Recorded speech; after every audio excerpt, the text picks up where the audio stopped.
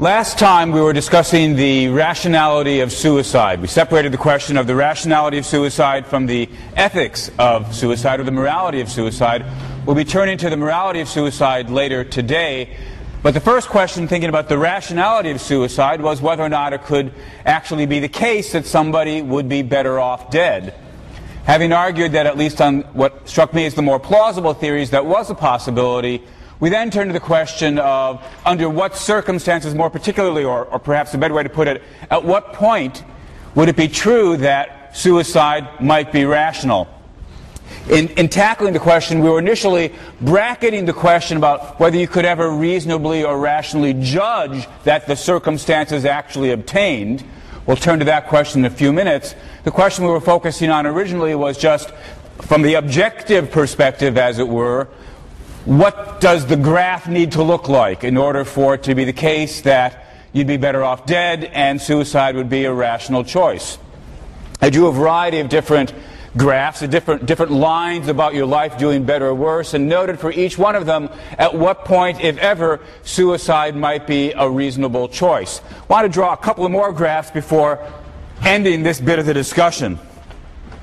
So you'll recall the axes. The x-axis represents time, the y-axis represents how good or bad your life is overall, taking into account the value of being alive per se if you accept a valuable container theory. The higher the line, the better your life is at that time. The lower the line, the worse your life is at that time.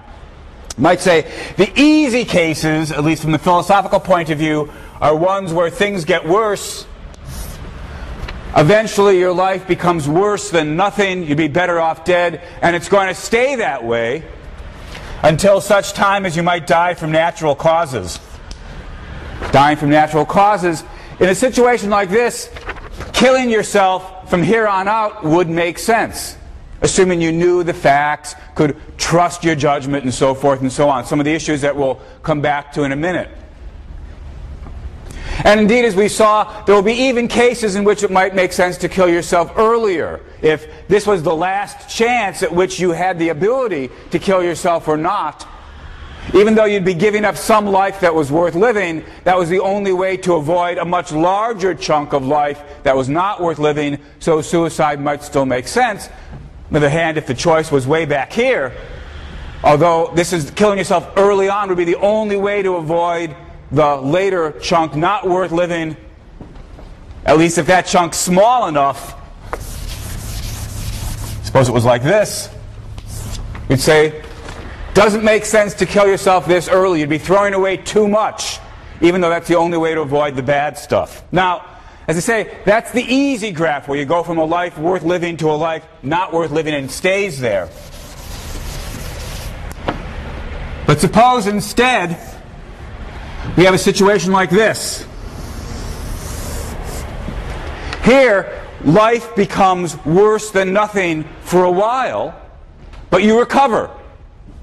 You're going to return to a life that's worth having.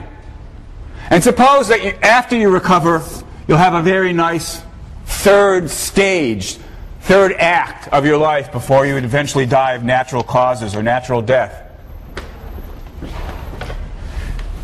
Here, the crucial point to make, of course, is that even though for a while your life will be worse than nothing, negative overall, it doesn't mean that it makes sense to kill yourself at this point. Because, of course, although it's true that if you do kill yourself here, you're avoiding this negative chunk, this bit below the x-axis, doing that also throws away the very large third act where your life returns to being better than nothing. Since the choices have neither of these or both, and the positive third act is great enough to outweigh the negative second act, on balance, it doesn't make sense. But of course, so even though your life might be worse than nothing for some stretch, suicide wouldn't necessarily be a rational decision. But it's crucial in making that argument that what I've been calling the third act, here's Act 1, here's Act 2, here's Act 3. It's Crucial in making this argument is that the third act was sufficiently great, sufficiently long, and sufficiently high that it outweighs the bad of the second act.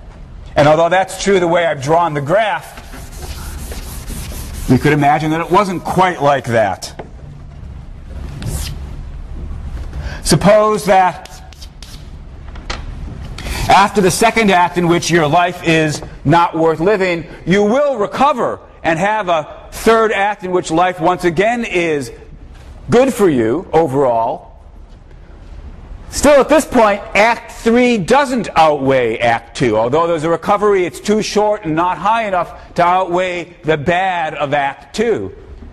And so, under that circumstance, when you ask yourself, let's say at this moment, would suicide here be rational? The answer could well be yes.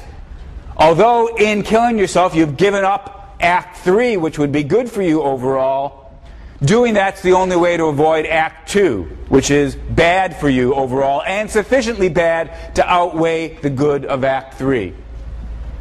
So if you've got the choice of suicide here, it might well be rational.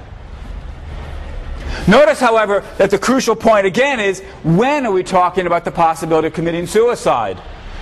Committing suicide here might be rational, but not necessarily, indeed not at all, at this later moment. Because at this point, the fact that you've gone through Act 2 is now history. There's nothing you can do about it. You've had this horrible period of your life, and now it's over. Your question is not, can you avoid Act 2? It's too late for that. You're simply asking yourself, what do I think about Act 3? Should I avoid Act 3? And that doesn't make sense. We've stipulated that Act 3 is good for you overall. So here, suicide no longer makes sense, even though it would have made sense over here. The interesting point is that these possibilities are not mere theoretical possibilities, but actually can happen. There's a famous case of, in the bioethics literature, of somebody who suffered a horrible set of burns over a great deal of their body and had to go through a very long period of recovery, in which they were hospitalized, basically immobilized, and in a great deal of pain while their nerves regenerated and their skin regrafted and the like. And early on in that period, this person said, although he believed that he'd eventually recover, what he was going to have to go through was so horrible that he wished he were dead. Because of the nature of his hospitalization, he wasn't able to kill himself. He asked that he be killed, and people refused. And he went through a period, and sure enough, he recovered. And eventually, he said, yes, now my life is worth living again. And of course, since it is worth living, now that I'm able to kill myself, it no longer makes sense for me to kill myself. Because here I am, as he might put it, in Act 3, with a life worth living. But for all that, even though I now have a life worth living, I haven't changed my opinion that it would have been better for me back here, toward the beginning of Act 2, for me to have been killed or for me to have died. It remains the case that I wish I had died here so as to avoid all the pain and suffering, even though I'm now in a period which is better for me, good for me overall. All right, one other case. This is just repeating a point that actually I made very early on.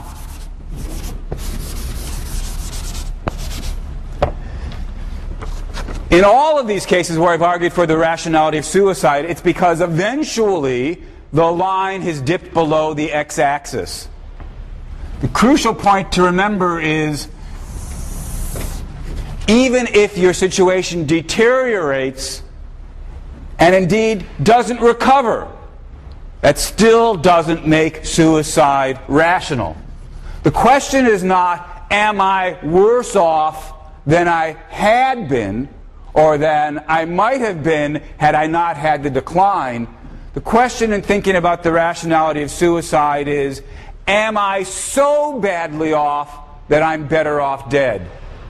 And if your life is a sufficiently rich and valuable one, there's a great deal of room for going down, having a worse life, while still ending up at a life better than nothing.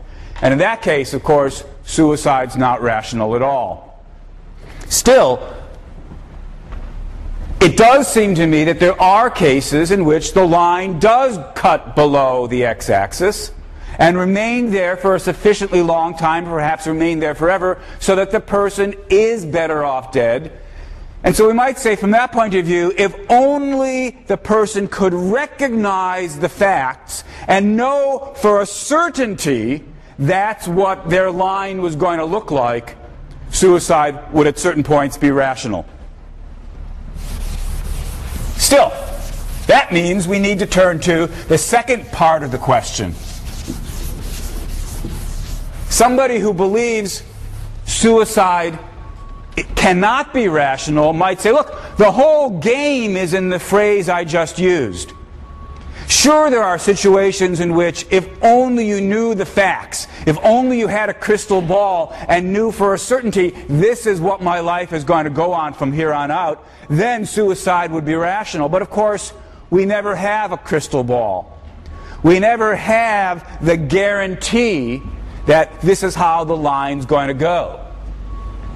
So the question we need to turn to now is, could it be rational for you to judge that your situation is one in which the line's going to go below and stay below, or stay below long enough so that on balance you'd be better off dead? Let's suppose that somebody's situation is like that, or at least there can be situations like that. Could it ever be reasonable to judge that your situation is like that? And if so, could it ever then be reasonable to act on that judgment and end your life? We're still bracketing questions about morality. Here we're still looking at things from the personal, rational perspective. And once again, what I want to do next is distinguish two questions. I want to distinguish between questions about what should we say if you were thinking clearly versus what should we say if your thinking is clouded. Again, one might think, look, in the type of cases where suicide might be rationally warranted, it's going to be so stressful that nobody can think clearly in the middle of that situation. And so even if it were true that you could reasonably decide to commit suicide if only you were thinking clearly, nobody does think clearly. Let's come back to that worry in a moment. Let's assume for the moment that you can think clearly about your situation. Perhaps you've got some sort of painful disease, but the disease is not painful constantly. There are periods in which it comes to an end, brief periods in which you're able to assess your situation, weigh up the facts. Could it ever be rational in that situation to decide to kill yourself? Well, as I say, we don't have a crystal ball. If you did have a crystal ball, if you knew for a certainty that your line was so bad that it was below zero and wasn't going to recover, perhaps we'd say, yeah, in that case it would be rational to commit suicide. But we don't have a crystal ball. What should we say then? The critics of suicide might come back and say, well, look, since you don't have a crystal ball, since you never know for sure that you won't recover, since there's always a possibility of recovery, suicide never makes sense. After all, we all know that there's constant progress in medicine. People are always making breakthroughs, and what seems like an incurable disease one day may have some sort of cure the next. But if you've killed yourself, you've thrown away any chance of getting that cure. And even if medical cures don't come around, various diseases sometimes simply have miraculous remissions. Somebody might just get better spontaneously. That's always a possibility. It doesn't happen very often, but it does happen now and then. And again, if you've killed yourself, you've thrown away any chance of recovery. So the critics of suicide might say, given that there's a chance, however small, of recovery, whether through medical progress or just some sort of medical miracle, But of course, if you kill yourself, there's no chance of recovery. Given that, it doesn't make any sense. It can't make sense rationally to kill yourself. That sort of position gets articulated now and again, but I think it's got to be mistaken. It's true that we don't have a crystal ball, and so in deciding whether to kill yourself, what you're doing is playing the odds. You're gambling. But still, gambling is something we do all the time. Indeed, there is no getting away from the fact that in the suicide case, in the case of some terminally ill patient, or at least somebody who appears to be terminally ill, there is no getting away from the fact that regardless of what decision he or she makes, they are gambling. Gambling, playing the odds, just is one of the facts of life about how we have to decide. We have to make our decisions under uncertainty. Now suppose somebody says then, well look, since we agree that we're deciding under uncertainty, it doesn't make sense to throw away the small chance of recovery. And then I want to say that doesn't seem to be in keeping with the rules that we would normally use in deciding how to face a gamble. The back of this room, there are two doors. So let's tell a little fantasy science fiction story about the two doors. After class is over, you're going to have to decide which one of these doors to go through. Let's suppose that if you go through door 1, it's virtually guaranteed that what will happen is you'll be kidnapped, and your kidnappers will then torture you for a week, after which perhaps you'll be released. Virtually certain, 90% certain, 99% certain, perhaps 99.9% certain. There's a small chance, 1 in 1,000, 1 in 10,000, that you won't be kidnapped and tortured. Instead, you'll be whisked away to a wonderful tropical vacation where you'll have a fantastic time for a week. Not very likely, but not impossible. 1 in 1,000, 1 in 10,000, maybe less.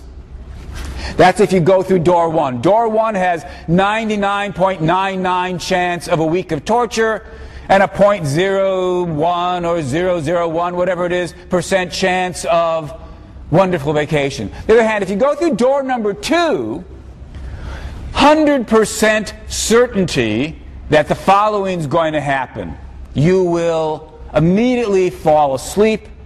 You'll be in a deep, dreamless state for the week, at which point you'll wake up. Well, what should you do? What should you pick?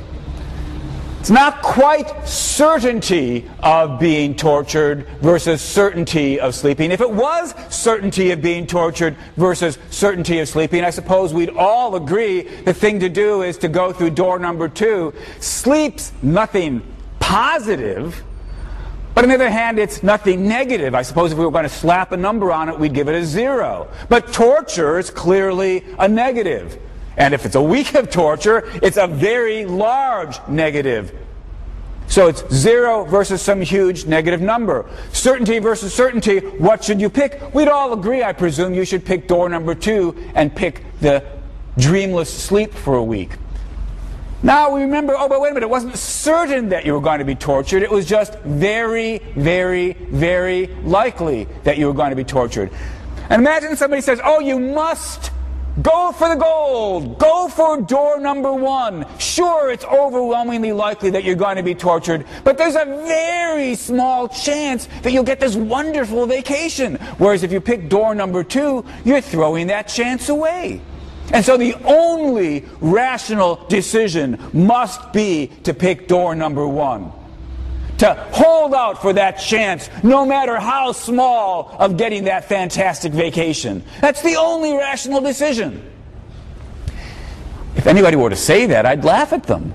I'd say, look, if you want to talk about, well, maybe there's room for choice either way, depends how great the vacation is, something like that. Yeah, there's maybe room for talk. But if you want to insist that the only rational decision must be to hold out for the chance of a wonderful vacation, no matter how small the odds, given that if you don't get that wonderful vacation, you're going to be tortured, and you could avoid all that by picking the sleep option. If somebody insisted in the face of all that that the only rational decision is to go through the door, which is likely to be torture and a vanishingly small chance of vacation, I'd say they're just wrong.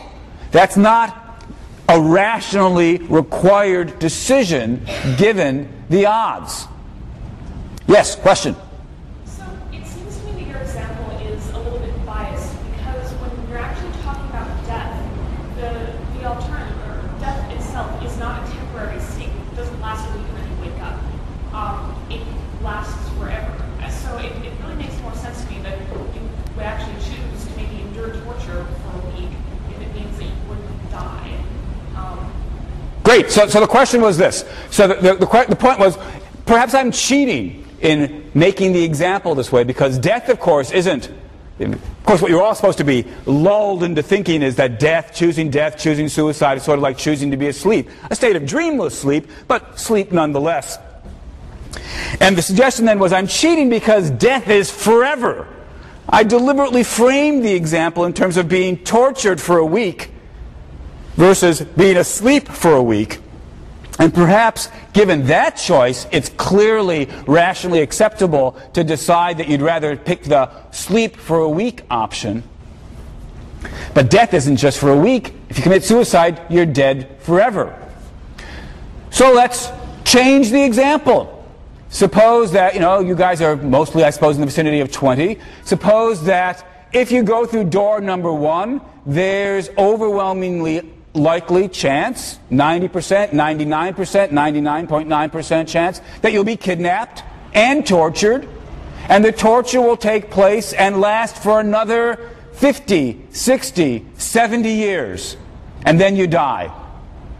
There's a slight chance, 0.1%, 0.01%, that no, you won't be tortured for the 50, 60, 70 years, but instead you'll be brought to this tropical island paradise where you'll have this great time for the next 50 years. But what has happened in 99 out of 100 cases, or 999 out of 1,000 cases, or 9,999 out of 10,000 cases is the torture scenario. While the people are being tortured, they beg for mercy. They beg to be put to death. They wish they were dead. It is truly the case that the tortures are so bad that these people are better off dead. Remember, we're assuming that we've got a case where you really will be better off dead unless the miraculous recovery takes place. And so again, we have to ask, in a situation like that where the person says, and similarly, of course, if you go through door number 2, you immediately fall asleep and you stay that way for the next 70 years and then you die while in your coma. The fan of door number 1 comes along and insists the only rational decision is to pick door number 1, where it's overwhelmingly likely that you face 50 years or 60 years or 70 years of torture. Because, of course, if you were to pick door number 2, you're throwing away your chance, no matter how small. You're throwing away the only chance you have of the wonderful vacation. Well, each of us has to decide for themselves, but when I think about this case, this modified case, I still want to say choosing door number 2 could be a perfectly rational decision. It's just not right to say the only rational decision is door number 1. Again, if somebody wanted to take a more modest position and say, it depends on how great the vacation would be, how mild the torture would be, maybe 1% chances versus a 5% chance. There's room for debate about when might the balance come closer to even, so it would be reasonable to take the chance. Yeah, there's room for debate. But if the chances are small enough, and the person insists nonetheless, no matter how small the chances are, it could never be rational to pick door number 2. I can only say that doesn't seem to be the way we would normally think about making choices. And of course, at this point, you can see how the argument exactly carries over to suicide. If you kill yourself, you're throwing away forever any chance of recovery.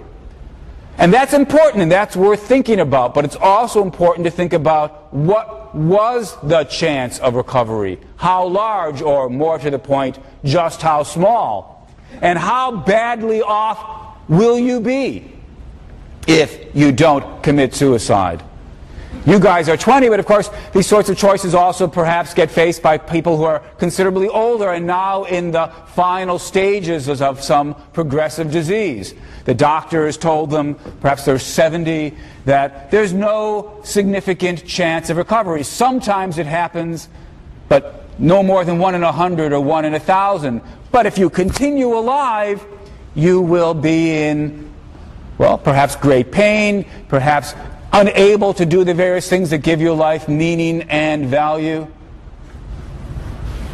Could it be true that it would never be rational, provided that you're thinking clearly, never rational to say, look, the chances of something negative are so overwhelmingly great that even though deciding for death throws away whatever small chance I've got of recovery, the chance of recovery is so small that on balance it's reasonable to throw that chance away and avoid the overwhelmingly likely possibility that I'll continue in my current state with a life not worth living.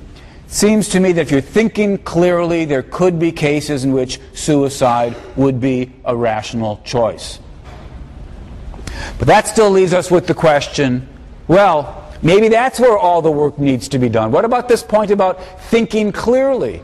Even if we grant, for the sake of argument, that there could be cases in which the person's life is so bad that they actually are better off dead, and they stay that way, even if we grant that if only somebody were thinking clearly, they would see that that was so likely to be the case that suicide would be a rational or reasonable choice, still, isn't it plausible to think that in real life, people can't think clearly about their situation when they're in situations like that? Look, it's one thing for us to be sitting here in this classroom, where I certainly hope that none of you are in this kind of situation. It's easy for us to be sitting here thinking clearly about it and recognize the philosophical possibility of thinking clearly about a case and realizing that it was a rational decision to end it, end your life. But people who are actually in those situations, in point of fact, are not able to think clearly. Because just think about it. What would have to be true of you for your life to be so bad that suicide might be a rational choice, that you'd be better off dead? Odds are you've got to be in some, indeed more than just some, you've got to be in a great deal of pain. Probably a great deal of physical pain. Beyond that, you probably also need to be incapacitated in a certain large number of ways. So that perhaps you're bedridden, can't enjoy discussions with your family, can't read poetry or watch television or whatever it is. A life watching television may not be as fantastic as the life that you all are able to have, but it might still be better than nothing. To imagine a life so bad, it's going to have so much physical disability that the amount of emotional distress is going to have to be so overwhelming. How could anybody think clearly in a situation like that? And then the argument might go, you can't think clearly, you can't rationally decide to trust the judgment you might make that you're in a situation where suicide is a reasonable choice. You might make the judgment, but if we ask ourselves, should you trust your opinion, the odds are, so the argument goes, no, you shouldn't trust your opinion, precisely because anybody for whom it would be true would have to be so emotionally distressed that they're not able to think clearly. If they're not able to think clearly, they can't have a judgment that's trustworthy. If the judgment's not trustworthy, you shouldn't trust it. And so suicide could never turn out to be a rational opinion after all. That's an interesting argument. I think it's an argument more worth taking seriously than some of the other ones, some of the early objections we've had against suicide. But even here, I'm not convinced. Let's again try to think of a case not quite like suicide and ask ourselves, can't there be cases where, despite the fact that your thinking is clouded, it's still reasonable to trust the decisions that you make within your clouded thinking? Suppose you've got some disease that causes you a great deal of incapacity and a great deal of pain. But as it happens, there's a cure, or at least there's a surgical procedure that can be done, and the surgical procedure is almost always successful. So, what are the choices? Choice number one, continue in your current state. You've got some horrible, painful disease, and it won't get better unless you have the surgery. If you do have the surgery, it's very, very likely that it will get better. 99 cases out of 100, the surgery works. Or 99.9 cases out of 100, the surgery works. Or 99.99 cases out of 100, the surgery works. Of course, like all surgery, there are risks. Sometimes you put the person under anesthesia and they don't wake up. Doesn't happen very often. 1 in 1,000, 1 in 10,000, 1 in 100,000, whatever it is, there's some chance the surgery won't work and you'll die on the operating table. But it's very, very small chance. Overwhelmingly likely the surgery will succeed. And if it does succeed, well, you'll be recovered. That's option number one. Option number two, you continue in your current state, incapacitated, unable to lead a valuable life, suffering, full of pain. Well, that's overwhelmingly likely. 1 in 1,000 cases, there's some sort of natural cure. Maybe 1 in 10,000 cases, there's a natural cure. But in 999 out of 1,000 cases, or 9,999 out of 10,000 cases, the disease just continues until you die, some years down the road. There's your choice. Should you have the surgery or not? Well, I suppose what we think is, of course you should have the surgery. You'd be a fool not to have the surgery. It's overwhelmingly likely going to cure you. But now we worry, wait a minute, can you trust that judgment? After all, the condition you are in is so stressful, so painful, that you are obviously very emotionally worked up. And any judgment that you make that it's a reasonable decision to have the surgery is a judgment you're making while under the cloud of emotional distress. How could you possibly trust that judgment? And so you shouldn't trust the judgment, the argument goes. And so you must never agree to the surgery in this situation. But that can't be right. Surely we agree that it could be reasonable to trust your judgment in this situation. Now, to be sure, the fact that you are in all this pain should make you pause, should make you hesitate, should make you think twice and then think again before deciding what to do. But still, if somebody says, since you're so worked up, it could never be rational to decide to have the surgery, that just seems to be going too far. It doesn't make sense. You've got to make some kind of decision. Deciding not to have the surgery is still making a kind of decision. And either decision then is a judgment that you're going to be making while worked up, while stressed, while under the cloud of pain and suffering. So think twice, think third time, get the opinions of others perhaps, but still, if somebody says, it could never be rational to decide to have the surgery and then act on that decision, they're just wrong. Well, now let's come back to the suicide case. Same kinds of odds, just reversed. If you don't decide to commit suicide, we are imagining that it's overwhelmingly likely you'll continue in suffering. Some slight chance that you'll recover, but overwhelmingly likely you'll continue in suffering. Whereas if you do kill yourself, it's overwhelmingly likely, and perhaps even guaranteed, your suffering will come to an end. Only chance that it won't is if you think there's some chance of an afterlife.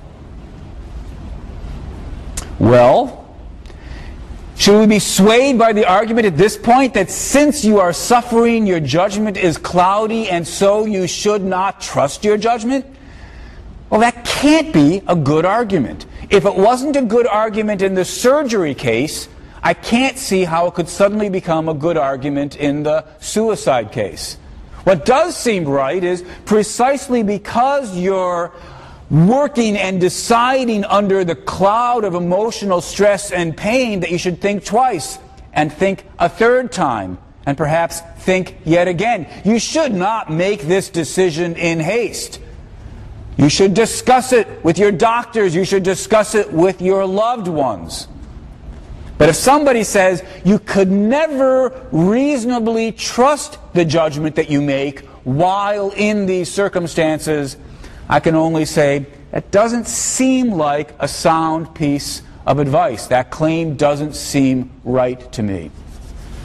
I conclude, therefore, that as long as we're focused on the question of the rationality of suicide, ethics aside, the rationality of suicide, under certain circumstances, suicide could be rationally justified.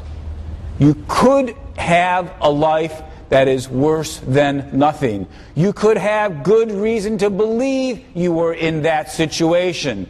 You could either be thinking clearly about your situation, or even if your judgment is clouded and difficult, you could still find the odds sufficiently great that it was reasonable to eventually trust your judgment. The rationality of suicide, I think, is secured. But for all that, of course, it could still be immoral. There could be actions that are rationally legitimate, but for all that, morally illegitimate. As I mentioned previously, there's a big debate in philosophy as to whether or not these two things can really come apart or not. Arguably, reason actually requires you to obey morality, and so even if something's in your self-interest, perhaps it's not rational to do it if it's immoral. Interesting question. Let's just bracket that question and just focus directly on the question now of morality. What should we say about the morality of suicide? Rationality aside, what should we say about the morality of suicide? Well, to really do justice to this question, of course, we would need to have an entire theory of morality laid down. And unsurprisingly, I don't have time to do that for us. Entire class on Introduction to Ethics, where we try to lay down a basic fundamental theory about morality. All we've got left is a couple of minutes today and then one more lecture. So instead, what I want to do is first mention some quick and dirty arguments that have a kind of moral tinge to them, and then turn to some somewhat more systematic arguments where I'll quickly put in place some basic elements of a plausible moral theory. We won't have time to explore them in detail, but at least we'll get a shape of a basic moral theory and see what it might say about suicide. So, systematic a little bit later. First, some quick and dirty arguments. Whether we should call it a moral argument, the first one or not, I'm not quite certain, but it's certainly an argument that gets stated all the time in this area. When we think about the legitimacy of suicide, it's common enough to have the reaction, suicide is illegitimate because it's thwarting God's will. Maybe this isn't so much a moral argument as a theological argument. And for the most part, of course, as you know in this class, I've avoided at least some theological questions. Obviously, questions about the existence of a soul is itself a theological argument, but I've tried to discuss them as far as possible without bringing in questions about God, God's existence, and God's will. But the topic's almost unavoidable when we think about suicide, given the prevalence of the thought, it's God's will that we stay alive, and so it's going against God's will to kill ourselves. Well, Well, I think the best response to this argument was given by David Hume some several centuries ago, 2.5 centuries ago, where Hume says, look, if all we've got to go on is just the idea of a creator who has built us and given us life, we can't infer that suicide is against God's will. At least, if you found that thought a compelling one, then why wouldn't you also find it compelling to say it goes against God's will when you save somebody's life? This is a point that close to one I've raised before. You're walking along Chapel Street and the person you're talking to, you see, is about to be hit by a car. So you push them out of the way. Previously, when we talked about this question, the question was whether or not they should be grateful to you. Now the question is whether or not they should complain, how dare you do that? You've thwarted God's will. It was God's will that I be hit by that truck.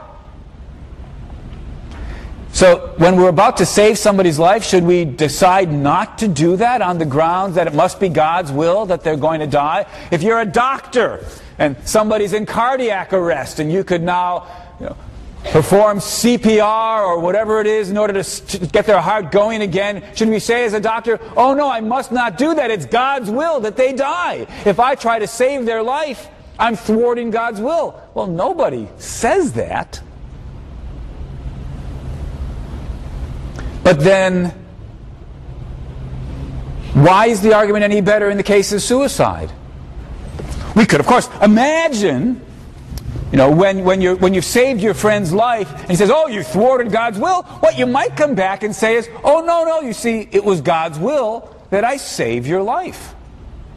And so, it was God's will that you be in this situation where the truck was going to hit you unless I saved you, but it was also God's will that I save your life. And maybe the doctor should say something similar. Not an implausible thing to say. But given that that's not an implausible thing to say, why not say the same thing about suicide? It was God's will that I be in this situation, and then God's will that I kill myself. Absent any special instruction manual from God, the God's will argument cuts both ways, which is to say it doesn't give us any guidance. We don't know whether it's God's will that we act or God's will that we don't act, absent an instruction manual from God. So we can't conclude that suicide is obviously wrong because it violates God's will.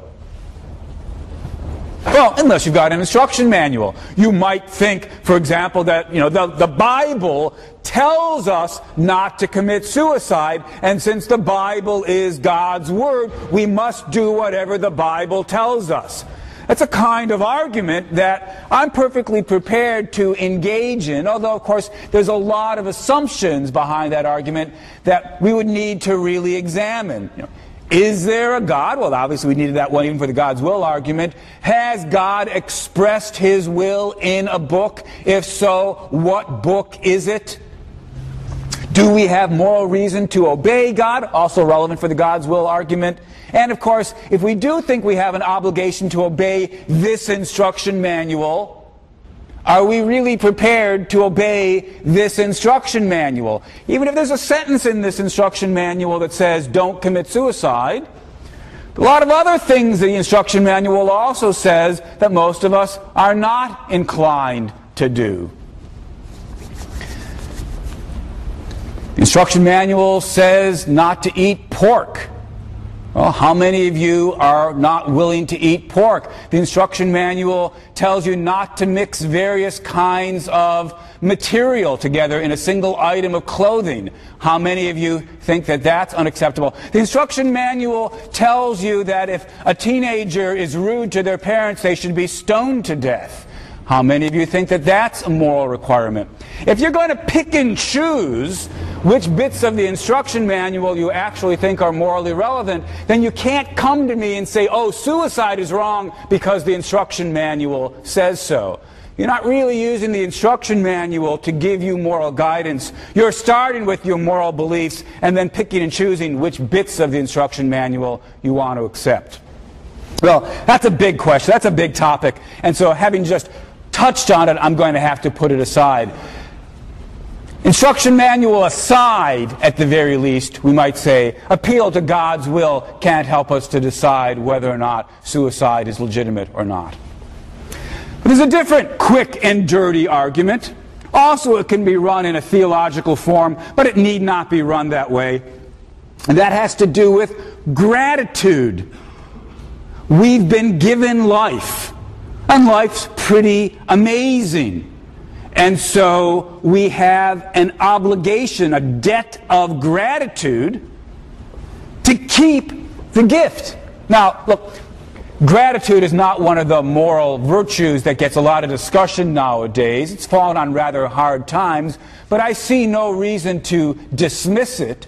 It does seem to me there's such a thing as a debt of gratitude. If someone does you a favor, you owe them something. You owe them a debt of gratitude. And so the argument might then go, look, either God gave us life, or nature gave us life, or our parents gave us life. Whatever it was, we owe a debt of gratitude for this wonderful gift. And as such, how do you repay the debt? You repay the debt by keeping the gift. If you kill yourself, you're rejecting the gift. That's being ungrateful, and ingratitude is immoral. It's wrong, and that's why suicide is wrong. That's the second quick and dirty argument. Perhaps it won't surprise you that I don't find this second argument persuasive either.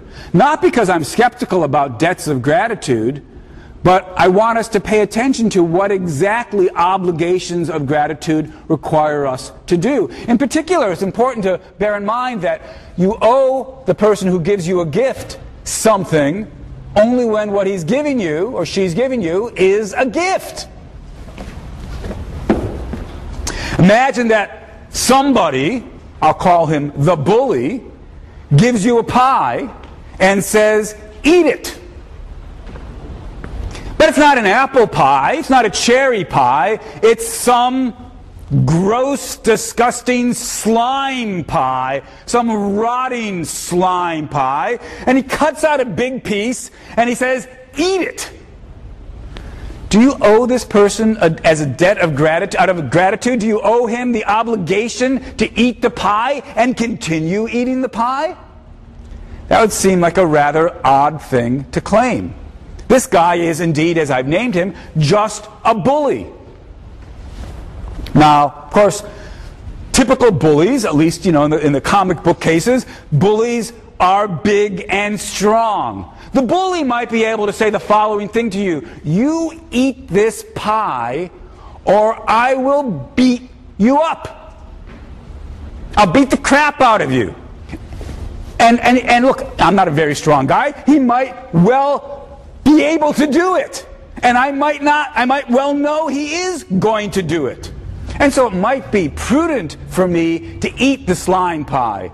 Disgusting, appalling as it may be, it might be better to have a couple of slices of slime pie than to be beaten up to a pulp. But there's no moral obligation here. There's no moral requirement to eat the pie. Well, if God takes on the role of bully and says, "Eat the pie or I'll send you to hell," it would be prudent of you to do what he says. And if God takes on the role of bully and says, "Even though your life has become so horrible that you'd be better off dead, I insist that you keep living or I'll send you to hell if you kill yourself," maybe it's prudent of you not to kill yourself. But there's no moral requirement here. God's just a bully on this story. Now, that's not to say that I think God is a bully. If you believe plausibly enough God is good, then God's not going to want you to continue eating the pie once it's spoiled. He gives you an apple pie, he says, "Eat it. It's good for you. You'll like it." Out of gratitude, you eat it. But then God, not being a bully, says, if the pie ever spoils, you can stop eating. Why in the world would he insist that we continue to eat a spoiled pie if he's not a bully? So I can't see how any argument from gratitude is going to get off the ground. If there's something immoral about suicide, we're not going to get the immorality through these quick and dirty arguments. We're going to have to get it from some more systematic appeal to moral theory, and that's what we'll turn to next time.